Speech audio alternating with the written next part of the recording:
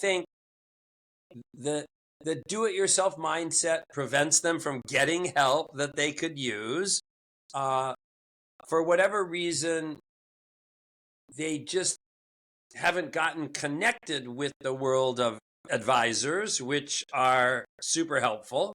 And I mean, my experience is once they're exposed to it, and if they're doing it with someone who's good, it kind of, it becomes the framework for everything. So, and probably the biggest reason they don't do it is they're just so darn busy running their businesses that if they have any, if you've been at the office for 10 hours, most entrepreneurs don't want to go home and work on their own financial plan. They want to break and spend some time with their family. But I think if they're exposed to it at a professional level, they see the value of it and lock on to it. So what I'm hearing, you take some of the pressure off because, like you said, entrepreneurs, they're busy. Like they're focusing on 100%. Taking their business to the next level or fixing issues or problems or whatever, and just being the captain of their ship. So basically you take the pressure off of them a little bit. And I would say I sometimes describe the way we work with clients as what I call the CEO model. So a really good business owner is what we call a visionary, right? He doesn't do everything or she doesn't do everything.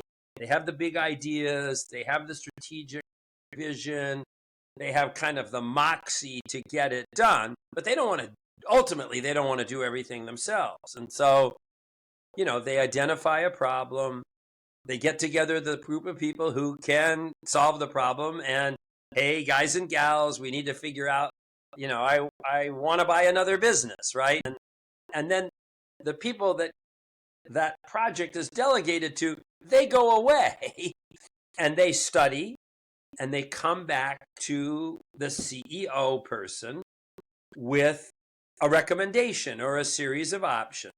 And so that kind of preserves the time of that person to not have to do the workup, to have other people do the workup and reserve his or her time for making smart decisions. So that's a common model in running a business. We just take the same model and say to the CEO of the family, let's follow the same model. What's your vision? What are the strategic objectives you want to, all that kind of stuff.